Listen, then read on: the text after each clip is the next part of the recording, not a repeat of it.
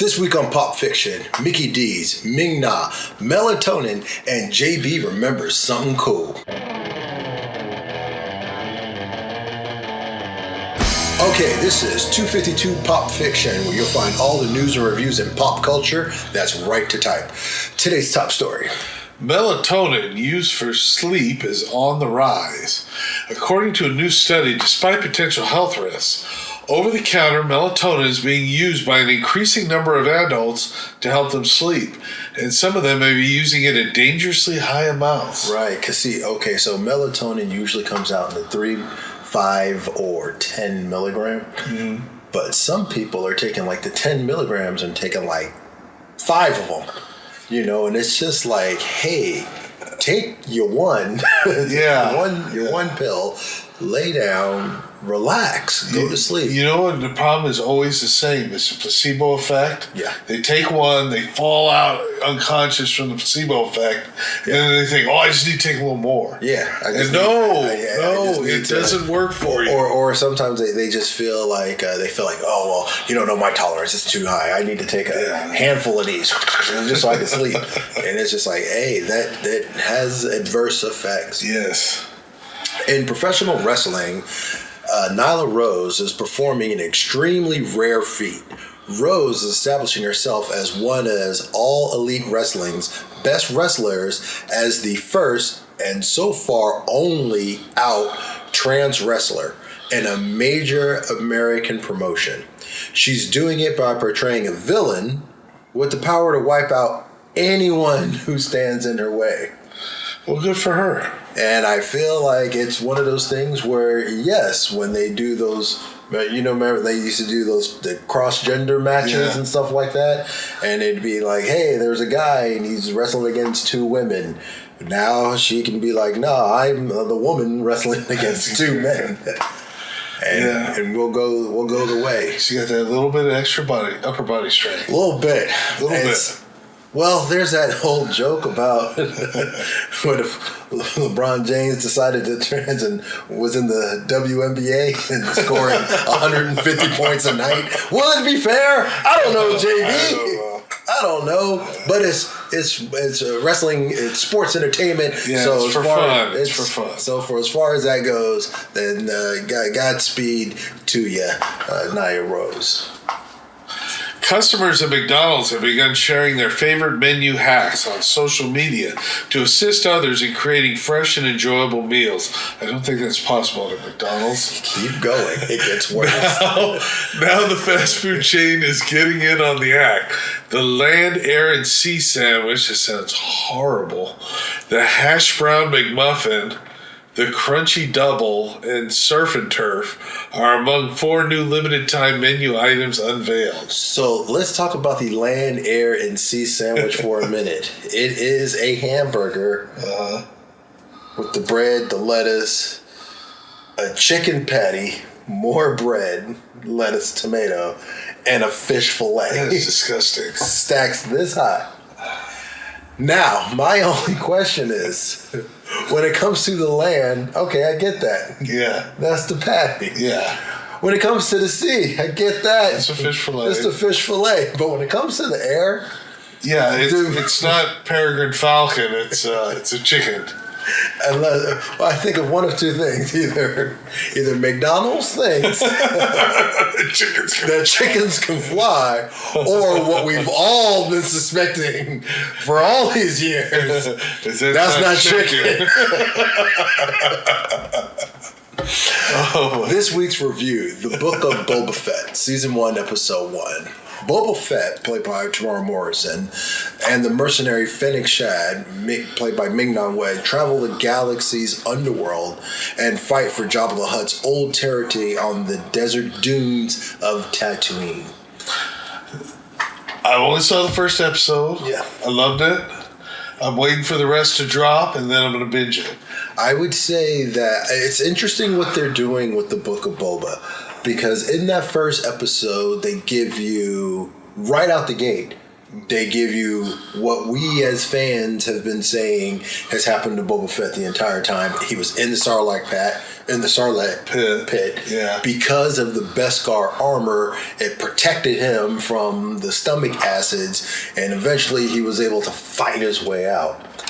Having them show that on the show, and then as soon as he makes that harrowing escape from the Sarlacc pit, he's immediately jacked by some Jawas. All his armor's taken. You know what I liked was, I'm assuming this is what happened, because I only watched the first one, and it was well done, but it was a lot of short clips. Mm-hmm. And he looked like, you look at his skin, it looked like he really got affected by the Sarlacc. And in his modern day, he was sleeping in a Bacta tank.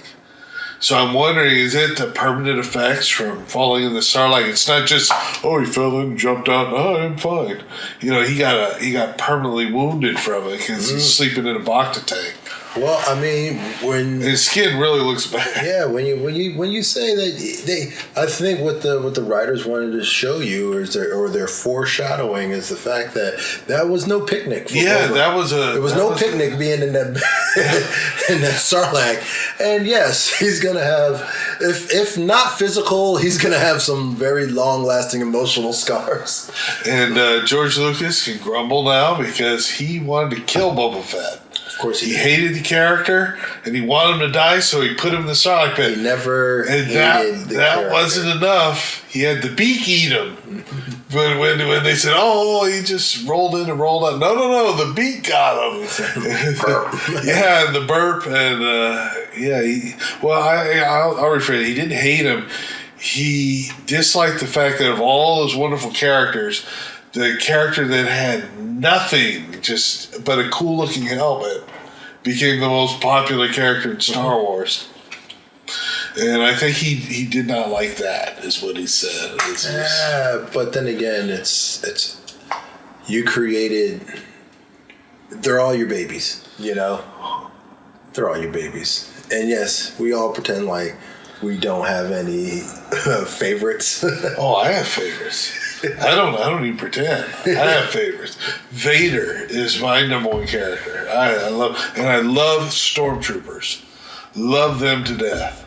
That's why I was so angry when they took the one Stormtrooper, finally a main character, and he turned into a joke. I was like, it was a waste. I love Stormtroopers. Don't do that to them. Where were you? I was in the Department of Sanitation. Oh, great. We got the plumber's helper, Stormtrooper. Hey, that's reputable work. It's reputable work, not for a Stormtrooper. Stormtroopers do not plunge toilets, sir. They do whatever they're told. Yeah, they do now. What does JB remember this week? All right, this week I remember Jolt Cola. Oh my God. It was, you talk about the opposite of what melatonin does. It's all the sugar and twice the caffeine. Yeah. It tasted like trash. Now, I remember, though, it was created in 1985 by C.J. Rapp for the Jolt Cola Company, or the Jolt Company. Yeah. And I remember before Jolt Cola, if you were tired, you would get a Mountain Dew, because out of all the main sodas, that had the most sugar in it, would keep you awake. Right. And Jolt Cola came out, tasted like battery acid, and that kept you up. Right. There were no energy drinks back then. There was no. I was just about to say, this was before even Red Bull. Yeah. Red Bull, I think, might have been out, but it was not caught on yet. Like, nobody was into Red Bull. That's what I was thinking earlier, is when I was thinking about Jolt Cola, was I don't know if there's anything in between. I remember Jolt Cola coming out, and then I remember Red Bull coming out. Yeah. And then the energy drinks just exploded. There was, right after Jolt Cola, and you probably have to check my facts, but I remember there was a soda called Surge.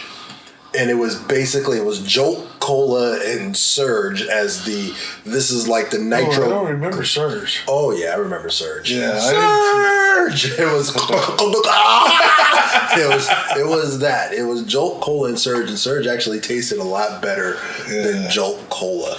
But yes, it was all before the energy drink craze just took over half of the. They saw that there was a market that these kids want to be amped up beyond amped up. Yeah. They were like, okay, well, you want some of this? Now they literally have drinks called NOS. Oh, well, I'm Cool Water Kurt. That's my story, and I'm sticking to it. We'd like to hear what you think. Leave us a comment down below and let your opinion be heard. And if you like this video, please check out other videos on our channel. And if you get a chance, please check out my little sis and the beautiful ladies of Dining with Nadiva. I'm JB. I'd like to say that we're cooler than Fruit Stripes gum. And this is 252 Pop Fiction, where you hear it first. Bang! Got a first try. There it is, man. We're getting better. It's almost like we're professionals.